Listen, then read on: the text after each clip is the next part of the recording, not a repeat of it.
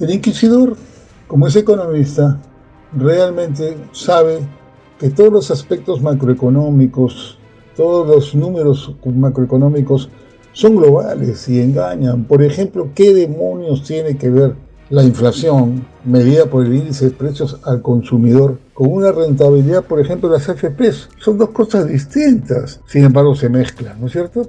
El problema es que en el Perú y que en casi todo el mundo se usa el índice de precios de Last Purse. Ahí está en la pantalla, mírenlo, ¿ya? Un poquito complejo parece, pero es bien simple. Lo único que hace este índice es medir las diferencias de precios entre una canasta de consumo prefijada por la autoridad competente. No cambia cantidades. En otras palabras, tú sigues consumiendo exactamente lo mismo. Haya poca inflación, mediana inflación o muy alta inflación. Como ustedes comprenderán, esto es de locura. ¿Pero por qué sucede esto? Porque así se planeó cuando a nadie se le pasaba por la cabeza que iba a haber inflaciones pues como las que tuvo Perú en los 80, que midiendo llegó hasta 40% por mes. ¿Cuándo existe inflación? ¿Qué diablos es inflación?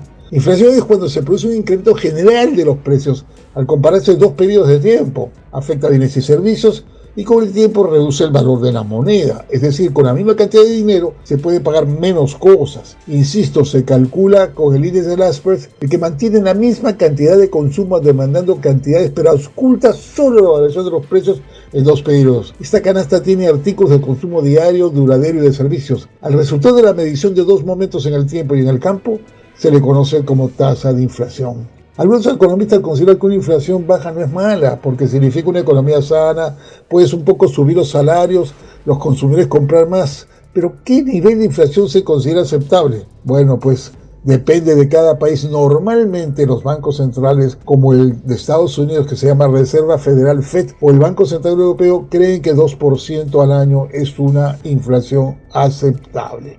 Bueno, es cuestión simplemente de entender la lógica que sigue estos bancos. Ahora, si la inflación está, digamos, motivada, causada por un exceso de demanda, los bancos centrales pueden aumentar el tipo de interés o rebajar la oferta monetaria. Eso es lo que están haciendo los bancos, subiendo la tasa de interés. Para si el problema es de oferta, se deben centrar en el incremento de la productividad o en la sustitución de los insumos que estén provocando el incremento de los precios. Ahora, si la causa es el tipo de cambio, hay que mejorar la competitividad de la economía o de forma transitoria subir los tipos para mantener la cotización de la moneda propia. Pero si el problema es la generalización de las expectativas de inflación, resulta necesario actuar con un pacto de rentas, un pacto político, donde amplios sectores de la población acepten una disminución de su poder adquisitivo para frenar ese movimiento. Como ven ustedes, la inflación tiene un montón de aristas. Ahora bien, con la inflación derivada de acontecimientos como la flexibilización monetaria sufrida con la crisis del año 2006 al 2008, conflictos ahora como el de Rusia y Ucrania, Israel y Hamas, lo de la pandemia, más lo que sucede en guerras comerciales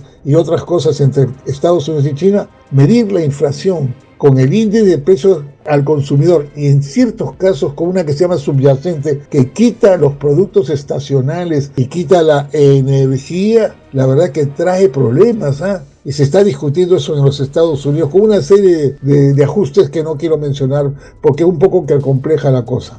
Pero definitivamente hay serios cuestionamientos a las Spurs por varios motivos. Por la apoderación de los bienes y productos más que nada de alimentos y energía cargan con mucha mayor demanda a los más pobres en ingresos y por ende asimismo un mayor sesgo. Imagínate tú que seas un poco adinerado y que en vez de tener, digamos, una demanda de 50% en el índice de alimentos sea 20%. Entonces, si es que se carga mucho alimentos, se están perjudicando con inflación que no es la tuya, que es mucho menor, ¿no es cierto? Pero peor es que no se considere el efecto sustitución. Imagínate, para nada. Cuando sube algo, tú te vas a un producto alternativo o sencillamente lo compras. Pues eso no está considerado en el índice. Todas estas cosas han pasado y la verdad que no se han ajustado porque hay una cosa muy importante. La comunidad que rodea al Fondo Monetario Internacional son 140, casi 150 países. Y todos estos son acuerdos. Para cambiar eso, imagínense todo lo que se tiene que hacer. Y como es una cosa esporádica, no le pasa a todos los países. Ahora, por ejemplo, solamente Argentina está fregada con inflación, pues lo dejan de lado, ¿no?